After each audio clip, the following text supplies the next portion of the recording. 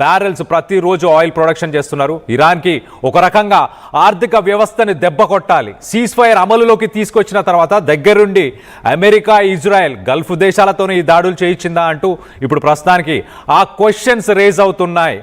Iran ఎక్కువ ఆలోచించలేదు. ఈ దాడులు జరిగిన మరి కాసేపటికే ఇటు గల్ఫ్ దేశాలపైన విరుచుకుపడింది. దీనికి సంబంధించి ఒక ట్వీట్ కూడా ఉంది. ఆ ట్వీట్ కూడా మీకు చదివి వినిపించే ప్రయత్నం చేస్తా. ఒకసారి ఆ ట్వీట్లో చాలా క్లియర్గా మెన్షన్ చేస్తుంది.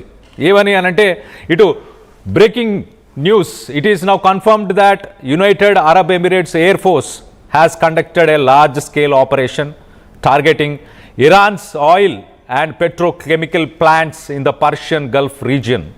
They have bombed refineries on the islands of Siri and Lawan and targeted multiple other petrochemical facilities using not only Wing Lung 2 armed drones but also Mirage 2000 fighter jets. Operations are ongoing with reports that Emirati aircraft have also flown over southern Iran. So చాలా క్లియర్గా ఇక్కడ ఏమేం flights use చేశారు, ఏమేం drones use చేశారు, ఇటు లవాన్ అలాగే సిరీకి సంబంధించిన ఐలాండ్స్ పైన అక్కడ ఉన్న పెట్రోకెమికల్ ఫెసిలిటీస్ వీటిని టార్గెట్ చేశారు.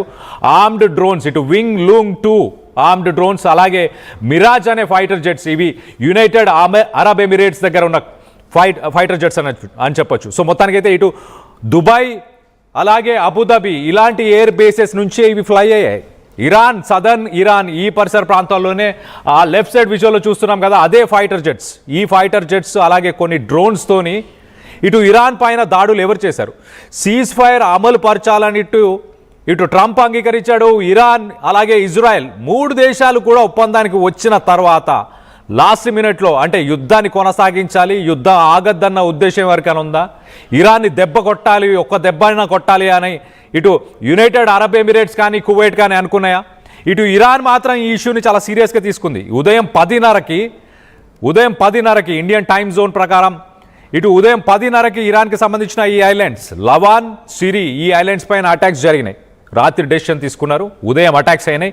10:30 నుంచి ఇటు 12 o'clock మధ్యాహ్నం 12 గంటలకి ఇటు 12:30 నుంచి ఇరాన్ అటాక్ చేయడం స్టార్ట్ చేసింది. ఇరాన్ ఏం చేసింది?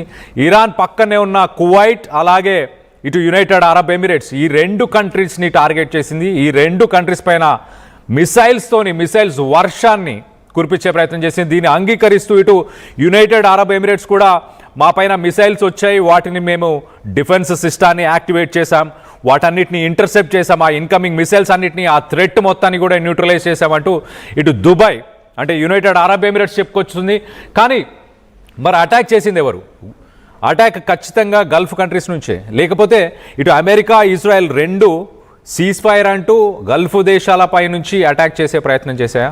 మొత్తానికైతే యుద్ధం అయిపోయింది, యుద్ధం ఆపేసామన్న తర్వాత కూడా ఇటు దుబాయ్ మరి దీంట్లో చాలా యాక్టివ్గా పార్టిసిపేట్ చేసిందన్నట్టు ఇటు ప్రస్తుతానికి దానికి సంబంధించిన ట్వీట్స్ కూడా మనం చూస్తున్నాం. సో ఓవరాల్గా ఒకసారి చూస్తే కనుక సినారియో యుద్ధం మొదలయ్యే ముందు కూడా ఇటు అమెరికాలోని ట్రంప్ కొడుకుకు సంబంధించిన క్రిప్టో కరెన్సీ కంపెనీలో ఇటు సౌదీ అరేబియాకు సంబంధించిన ఎంబీఎస్ కొడుకు ప్రిన్స్ దాదాపు $2 బిలియన్ ఇన్వెస్ట్ చేశాడు.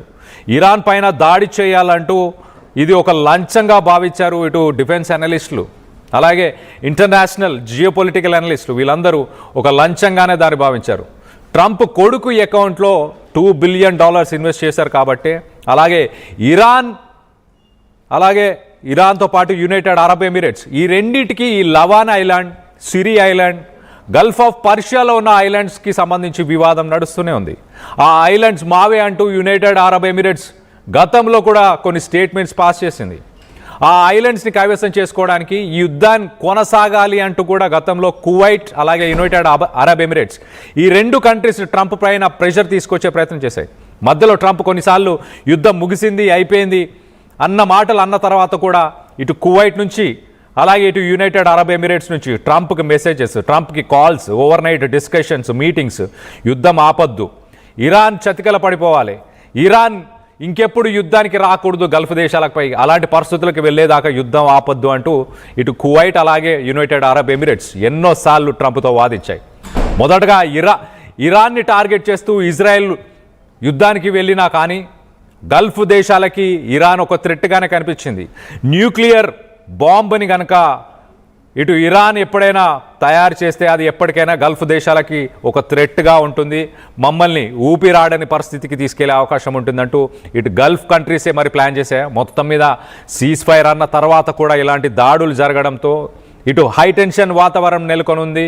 ఏ క్షణమైన ఇరాన్ పైన దాడులైనా గల్ఫ్ దేశాలపైన కూడా దాడులయ్యే అవకాశం ఉంది అంటూ ఇటు అక్కడ ప్రజలు భయభ్రాంతులకు గురవుతున్నారు.